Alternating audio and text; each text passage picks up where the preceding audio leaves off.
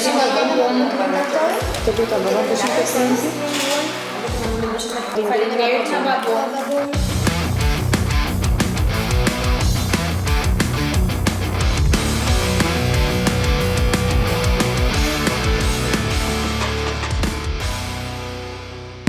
Mirë se vini në Think Big, vendi ku trajtojmë historitë e bizneseve që sfidojnë të zakonshmen dhe ndërtojnë të ardhmen. Në këtë episod do zbulojmë atë që ndodh prapas skenave të startupit i cili solli standardet e para të shërbimit të dorëzimeve në Shqipëri.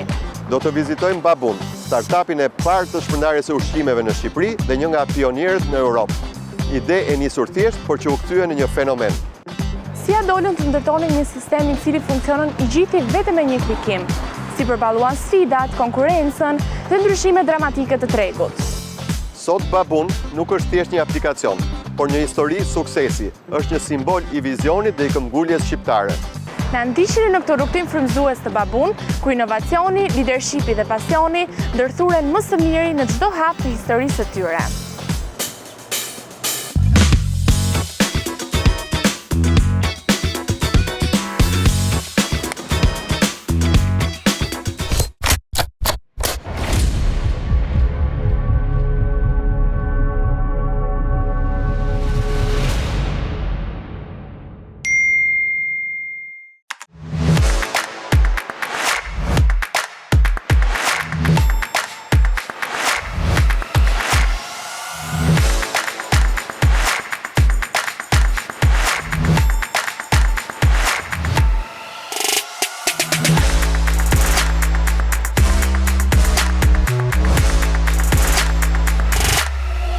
Për ty që po na ndjek. Për ty që do të inspirohesh.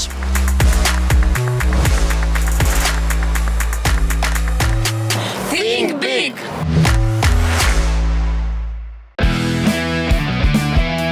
Përshëndetje. Tu jemi në departamentin e salesit. Departamenti kryen procesin e komplet pjesës së restoranteve, pra është bashkëpunimi që ne kemi me restorantet, patjetër me supermarketet, pra me çdo biznes që ka nevojë për shitje.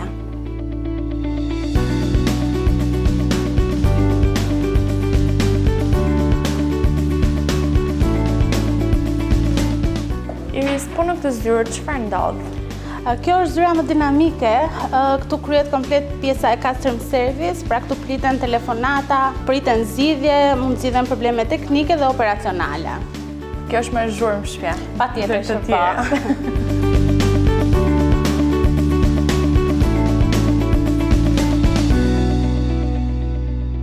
Iris, Babun është kompania e cila ka sjell shërbimin delivery e para këtu në Shqipëri. Pra ne kemi ushqimin nga restoranti direkt edhe në tavolinën tonë. Mund ta shpjegosh pak se si realizohet ky proces, si është organizimi i punës suaj të përditshme dhe cilat janë ato procese të kyçe në një ditë të zakonshme në Babun? Pjesa e procesit tonë është pak sa e komplikuar le të themi, por dhe aq e thjeshtë. Menjëherë klienti Babunit futet në aplikacionin tonë, aty mund krijojë një user profilin e vet, e cila shkurtimisht jep të dhënat, normalisht në bazë të locationit, sepse na duhet për t'ia dërguar porosin deri në fund të procesit. Procesi është goxha i thjeshtë, futet në aplikacion, kërkon një restorant që ai dëshiron për të bërë porosin, kryen procesin e pagesës, të cilët tani ne mund ta themi që mund të kryejmë dhe procesin e pagesës online, pra me kartë. Direkt më pas porosia i shkon biznesit, kryet procesi gatimit, të gjitha këto dua ta theksoj që janë në sisteme, pra është posti i biznesit i cili aty merret komplet informacioni i porosisë. Dhe më pas porosia kryet procesi gatimit dhe këtu fillon komplet pjesa e le të themi organizimit në terren. Driveri shkon në anë aplikacionit me dhënat që ne i kemi dhënë, shkon për të marrë këtë porosi, kryet procesi le të themi i pick-upit, më pas bëhet collect nga driveri porosia dhe më pas bëhet delivered tek pjesa klientit, pra dorëzimi i porosisë fundore. Pak më përpara na tregove zyrat me ekipet përkatëse të secilës, po me ekipin, si bëhet ky ndërveprim për të siguruar tek klienti përfundimtar atë shërbimin cilësor dhe korrekt? E qartë, kjo është ndër pikat forta le të themi të kompanisë. Ne kemi komplet strukturën të ndarë, si përkthehet kjo. Pas porosia dorëzohet normalisht të tre palët, pra si driveri, restoranti dhe klienti fundor, ka nevojë patjetër për një qartësim ose ndonjë problem që mund të ndodhi gjatë procesit të dorëzimit të porosisë. Në strukturat i kemi të ndarë, është pjesa e dispatchit që merret vetëm me pjesën e driverit, shoferin që dorëzon porosin, kemi pjesën e restorantit, e cilët janë gocat që merren me pjesën e post-salesit, pra kontaktojnë vetëm me pjesën e restoranteve për çdo problem dorëzimi apo teknik që mund të kenë. Dhe normalisht kemi pjesën e supportit, i cili është klienti fundor, që synimi është gjithmonë që ta kënaqë dhe merr komplet pjesën e zgjidhjes së problemit direkt online. Po për kulturën e brendshme të kompanisë, pra ajo që Babun përfaqëson për ta veçuar nga kompanitë e tjera që janë konkurrentët tuaja, cila është? Atëherë, si që e pat, këtu është një staf goxha harmonik, është një moshë kryesisht e re, pra përshtatet shumë shpejt me teknologjinë, me marketingun, dhe normalisht që këtu është pak ajo lehtësimi që ne kemi për të bërë update me gjërat e reja. Patjetër që synimi i Babunit, siç të thash, të tre partnerët që ne bashkëpunojmë është që të ngelim secili të kënaqur dhe bashkëpunimi të shkojë sa më mirë, patjetër.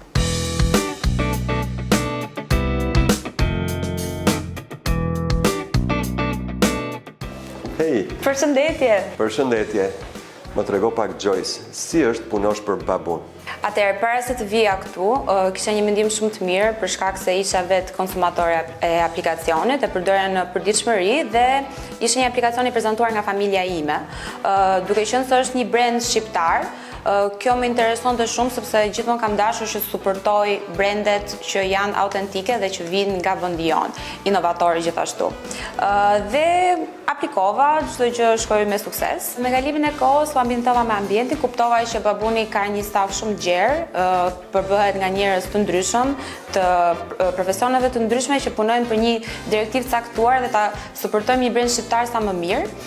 Dhe gjithashtu ka shumë inovacion, ka shumë risi, ka shumë sfida, patjetër që po. Kam kuptuar që duhet të bashkëpunojmë me të gjitha departamentet, duhet të jemi sa më up to date dhe sa më në zhvillime sipër me çfarë po ndodh edhe me tregun shqiptar, të përballojmë edhe sfidat për sa i përket konsumatorëve, problemeve që mund të kemi në terren, por çdo gjë mendoj se menaxhohet me shumë sukses, për shkak se të gjithë jemi të bashkuar për një vizion caktuar, që të sjellim mirësi, të jemi korrekt, të respektojmë audiencën, të respektojmë të gjithë ata që e supportojnë Babunin prej tashmë afërsisht 9 vitesh, sepse deri në 10 vite ne jemi një brend i konsoliduar dhe me kalimin e kohës do përpiqemi që të sjellim maksimumin dhe të gjithë janë të kënaqur me shërbimin tonë. Para se të vija, mendoja se kishte punë vetëm me korrierët, me ciklistët, motoristët, por kuptova që ka një trup shumë të madh që supporton këtë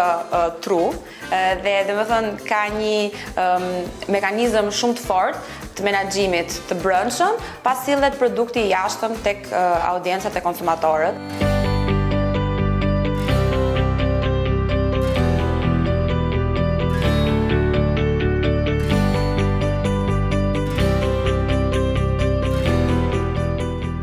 Përshëndetje, Gent, faleminderit që na pritet.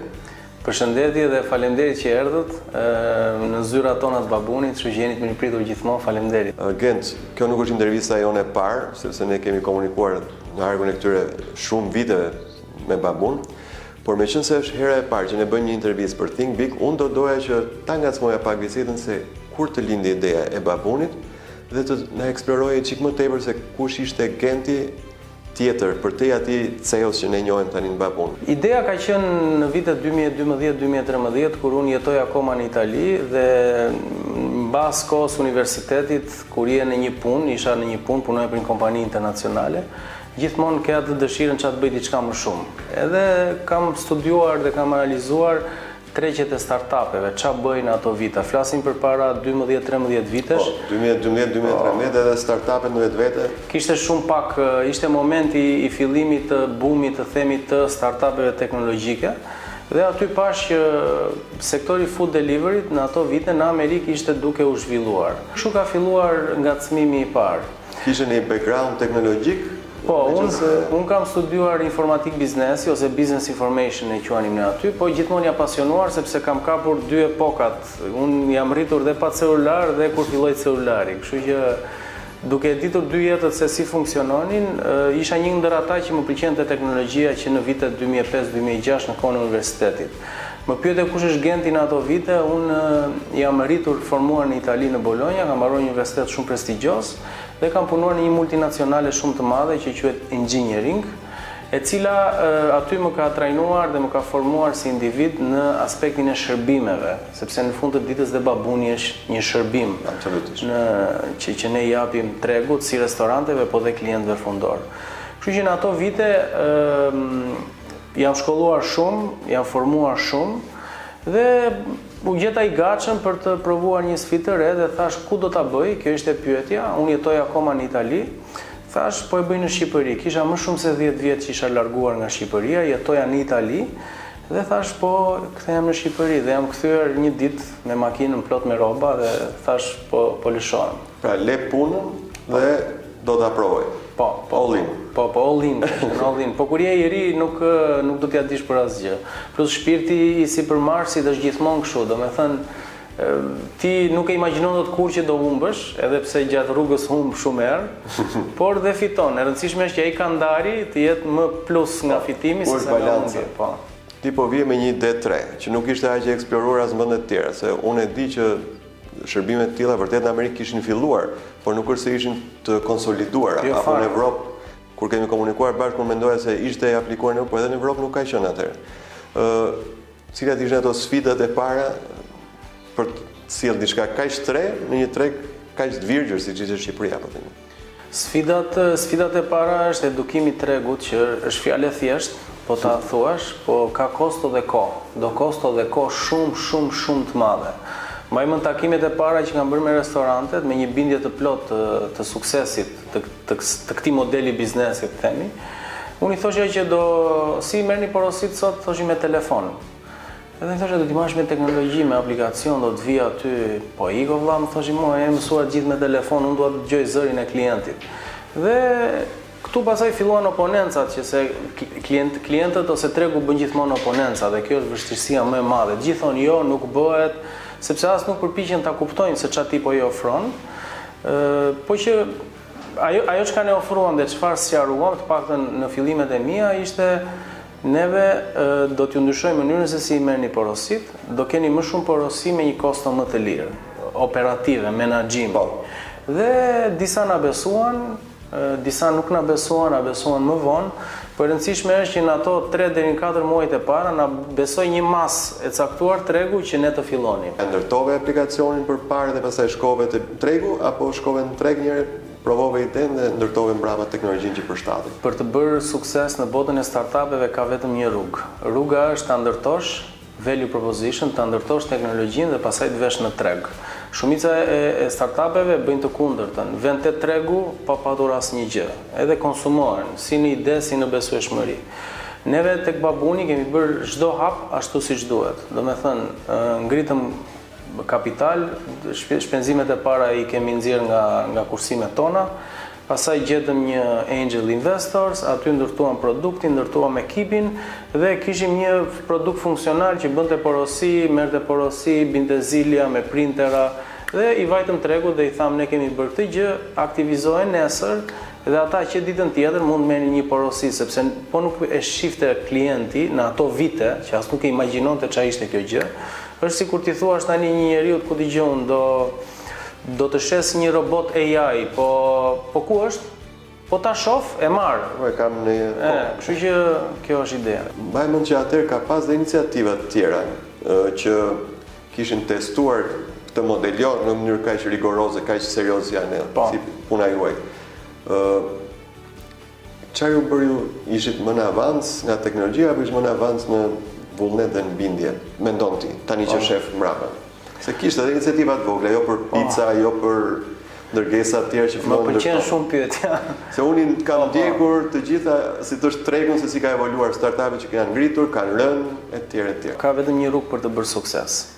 Pastaj dinamika të rrugës ndryshojnë, mund të ngrihen, mund të ulen, por rruga është vetëm një. Ajo çka ne bëm është që ndërtuam një roadmap shumë rigoroz, dinim kush ishin stakeholders, dinim kush ishin rreziqet në treg, dinim sa i madh ishte tregu, dinim sa lek duheshin për marketingun, dinim sa lek duheshin për stafin dhe ecëm përpara, sepse zakonisht këto startupet e tjera që thua ti, e para nuk estimojnë tregun sa i madh është. Për shembull, ka pas aplikacion vetëm për picat. Po funksionon, e kupton, mund të funksionon në New York që është ka 8 milion banor sa janë, edhe ka vend edhe për ata që duan vetëm pica.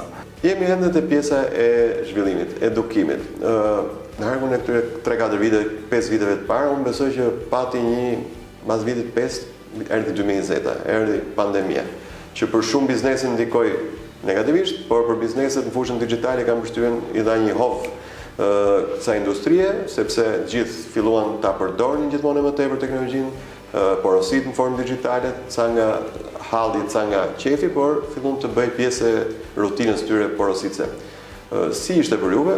Unë do kthehesha 5-6 muaj para se të fillonte pandemia për të treguar një nga momentet tona më të mira të rritjes së biznesit, deri në momentin që ra tërmeti. Ne kemi pas një rritje të papar, domethënë ishim në një situatë financiare shumë të mirë, tregu po na kuptonte dhe flas për shtator-tetor të 2019-s. Dhe ishim shumë entuziast sepse kishim përmirësuar shumë procese. Në ato vite kishim lançuar Babun Driver, që është shërbimi jon i logjistikës. Shërbimi jon i logjistikës është lançuar në 2018, nga fundi 2018. Dhe në fund 2019 kishte kapur maturitetin operacional dhe po merrnin frutet e para. Aty ra tërmeti. Tërmeti ishte katastrofë sepse për disa muaj gjithë tregu u tremb. U lançuam në Durrës, u detyruam të ktheheshim mbrapa, u lançuam në Kosovë atë periudhë, u detyruam të ktheheshim mbrapa, u lançuam në Vlorë, u detyruam të ktheheshim mbrapa. Kështu që tërmeti ishte goditja e parë që për 1 deri në 2 muaj e morën veten. Filluan prapë ritmin e rritjes, njerëzit u çliruan se nuk rinin në shtëpi, e kupton, ishte hall mas halli. Absolutisht.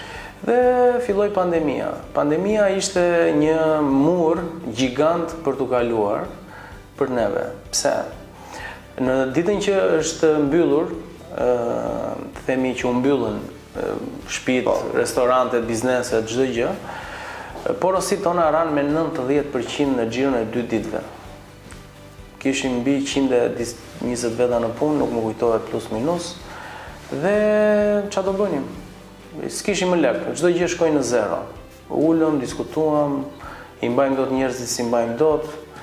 Dhe aty filluan ato lëvizjet e shahut, që kur i tregoj tani, duken kështu si të pavërteta, por ula një ditë në zyrë, ka qenë me mbas dite dhe them çfarë do bëj. Çfarë do bëj, sepse mori fund çdo gjë praktikisht. Ikën porosit, s'kish më revenue në zero. Komunikuam me institucionet duke i thënë që duke i treguar modelet në Europë, që i thoshim modeli delivery është lënë hapur në çdo shtet. Është mbyllur çdo gjë, po delivery është hapur, restorantet janë hapur për delivery.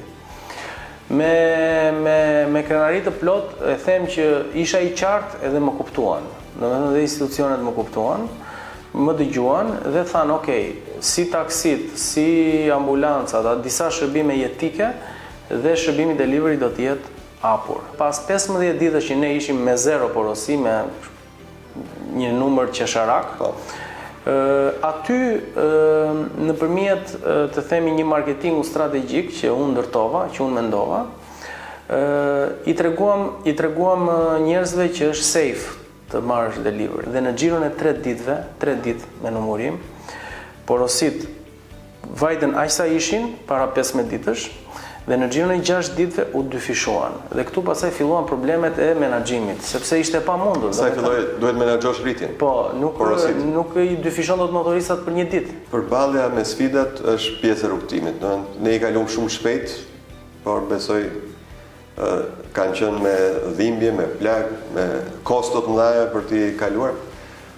Por në harkun e disa viteve keni qenë të vetëm në treg. Pra po themi pa konkurrencë si të drejtë për drejtë, po themi. Si jeni përballur me hyrjen e disa konkurrentëve? Se tashmë ka konkurrentë lokal që janë zhvilluar, janë rritur, ka dhe konkurrentë nga startupe nga jashtë që kanë hyrë në treg.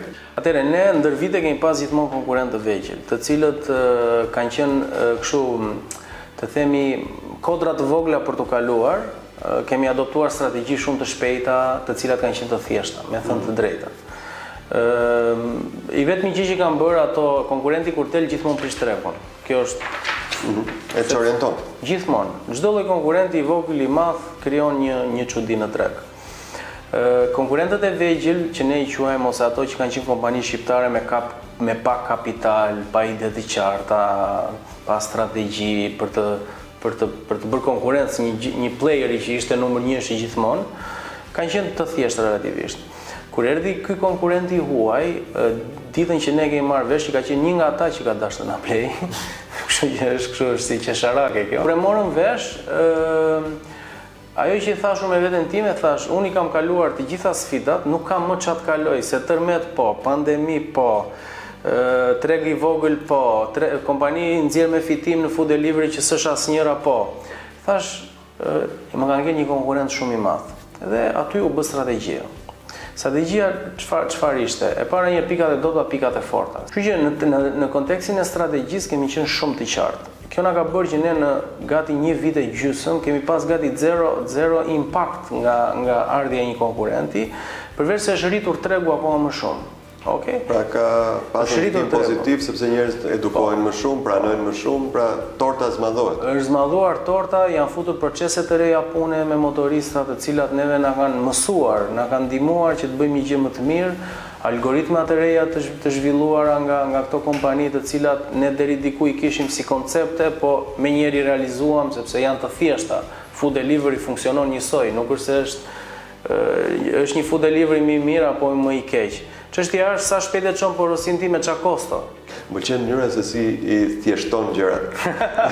Pra, do hym këtu, bëjmë një strategji, është e thjeshtë. Bëjmë këtë, është e thjeshtë sepse kjo besoj është fal qartësisë. Ti ku do quaj sekreti i suksesit? Po themi ndër këto elemente, logjistika, teknologjia, partneritetet, mënyra si menaxhon partneritetet, apo shërbimi ndaj klientit, nëse i kishe të 4, 5, 6 to elemente, kuj do e dedikoja të peshën më të madhe dhe besoje që kjo është sekreti jonë, sepse këtu do e të vazhdojmë. Pa hyrë sekreteve profesionale, them në makro, në sensin një kompani që të gjitha harmonizohen, ku është ajo që ti do i quaj sekret. Unë kam 4 pilar që këtë përpiqem t'ia kaloj dhe stafit që ta kuptoj. E para është people, do me thënë njerëzit. Kë njerëz ti ke, si drive ata njerëz të revizionit, si plotson kushtet, se njerëzit ka nevojë për kushte, si kërkon llogari, si follow up. Do me thënë, people është aja, do me thënë çdo lloj gjëje që rrethohet me njerëzit. E dyta që është çel suksesi është strategjia. Në qoftë se je me mua në përmbledhje, unë çdo njeriu që jep një mendim i them, e ke bërë strategjinë për këtë mendim që po flet? A e ke të definuar me detaje ç'a mendon ti? Kështu që është strategjia, sekreti numër 2. Sekreti numër 3 është execution, do me thënë, ti ke njerëzit, ke një strategji të definuar, a ekzekuton ashtu si ke parashikuar me ata njerëz me atë strategji? Dhe katërta është cash flow, do me thënë, shumë kompani dështojnë se nuk kanë financa, do me thënë ngecin. Në një moment të caktuar ngecin. Ti ke njerëzit e dur, ke strategjinë e dur, execution e dur, po nuk ke bërë mirë llogarit. Një pyetje që unë ta kam bërë dhe herë tjetër jashtë kamerave. Unë e shikoj që babuni mund të kishte marrë një hap ngritje më të madhe, që quhet scale, pra jashtë kufive. Unë e di që ti e ke menduar, po dua të pyes pse s'ka ardhur momenti akoma, ose mendon që duhet ta kishe bërë më shpejt? Ne filluam në kohën e tërmetit. Scale-i ka qenë... Po, ja ta shpjegoj. E filluam në kohën e tërmetit dhe ndodhi një event që na pengoi. Ishim gjatë në 4 qytete dhe në një shtet tjetër. Filluam në çdo vend. Dhe këtu ishte plani për të shkuar në Itali, në vende të tjera afër, se ishte momenti atë, nuk ishte shumë. Kemi diskutuar prandaj. Tani, kur ndodhi pandemia, ne për gati 2 vite jemi marrë vetëm me operation të pandemisë. Ka qenë një sfidë e jashtëzakonshme. Ka zgjatur 2 vjet. Ulje, ngritje, vështirësi, etc. Në këtë moment që ne jemi, ky tren ka ikur, trenat ikin. nuk e kap dot më trenin, e kupton? Ai treni ishte në atë moment. Në atë moment iku për një motiv të caktuar. Kështu që ne nuk kemi ndaluar për këtë gjë, por kemi shpik një shërbim të ri dhe në këtë mënyrë ne në një farë mënyre po bëjmë scale brenda tregut ton me një linjë tjetër biznesi që është gjithmonë në botën e ushqimit. Mund të tregosh pak më shumë për këtë? Neve jemi orientuar ushqimit të planifikuar në zyrë. Është një gap i madh që është në gjithë tregjet e botës. Ne kemi shpik një teknologji të jashtëzakonshme që e kemi Babun at Work ose babuni në punë, ku çdo punonjës ose çdo kompani mund të investojë te punonjësit e vet një buxhet të reduktuar dreke dhe ata mund ta planifikojnë ushqimin në zyrë dhe i shkon çdo ditë në një orar të caktuar. Pa telefonata, free delivery, domethënë çdo gjë automatizuar. Nuk ekziston më që të merr motoristi ngjitu zbrit ku je ku s'je. Orari të vi në 12 e ke vendosur ti, në 12 e ke tek zyra.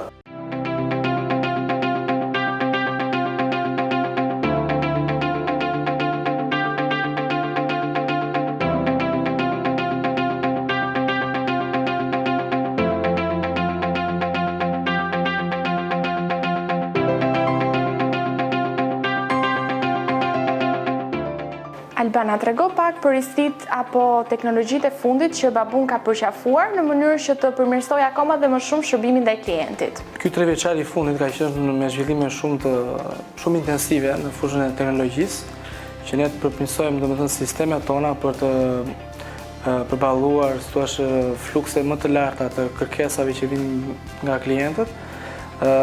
Kemi qenë në tregun e B2C-s, domethënë me konsumatorët final.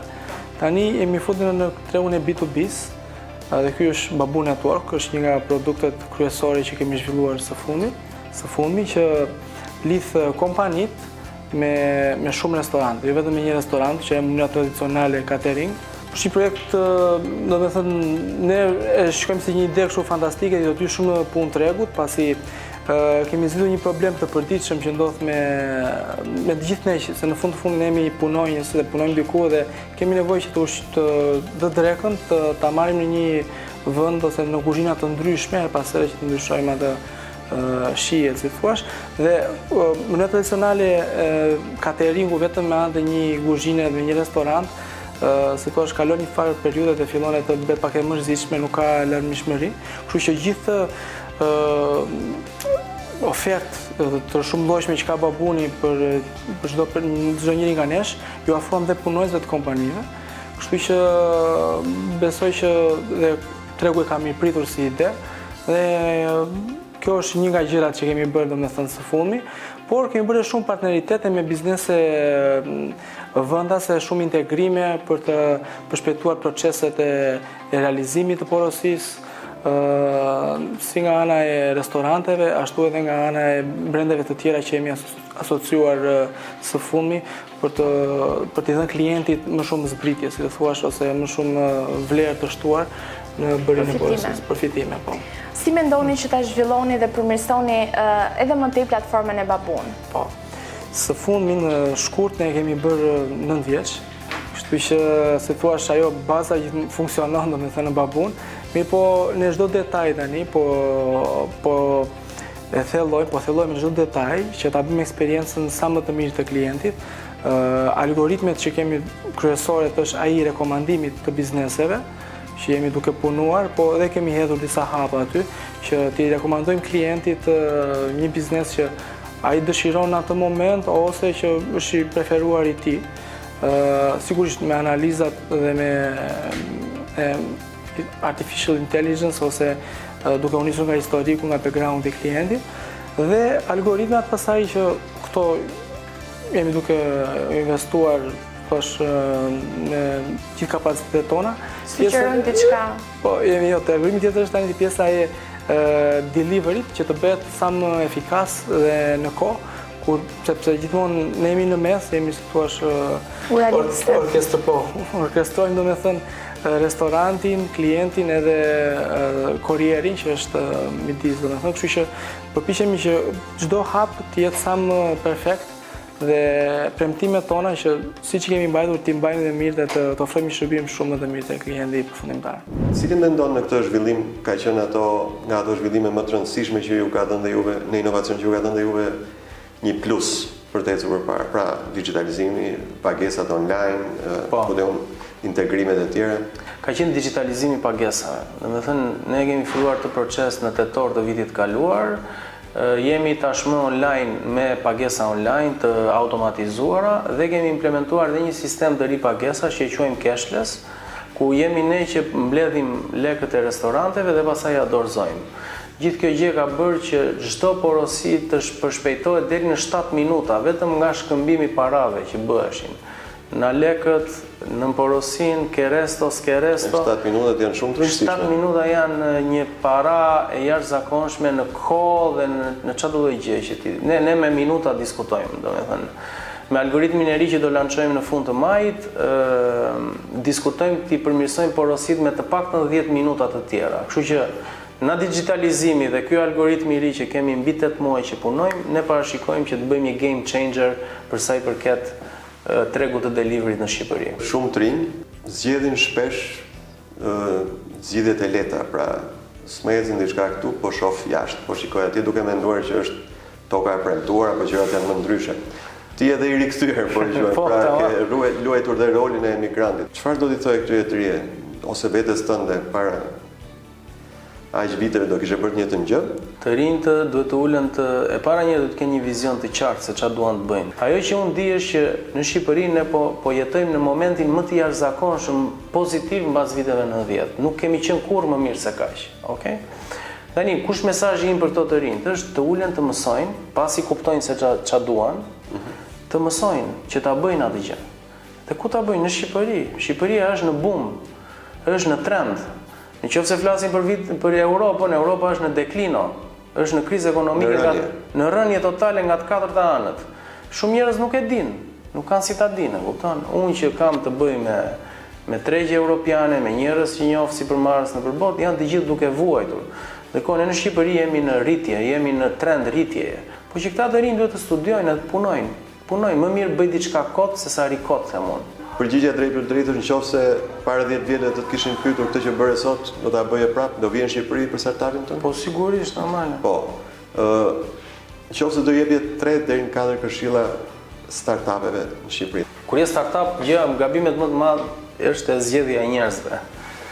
Kështu që duhet të rrethohesh nga njerëz të duhur për të bërë startupin e vet, duhet të dini strategjitë, që do të thotë duhet të studiojnë shumë fort, ti aplikojnë në mënyrë rigoroze dhe të kenë kujdes me financat. Faleminderit shumë për kohën dhe që na e bërë çdo gjë kaq të bukur, kaq thjesht, por me shumë brumë brenda në gjithë bisedën që ne kishim. Shumë faleminderit. Faleminderit juve për këtë pozitivitet dhe këto pyetje kaq inteligjente.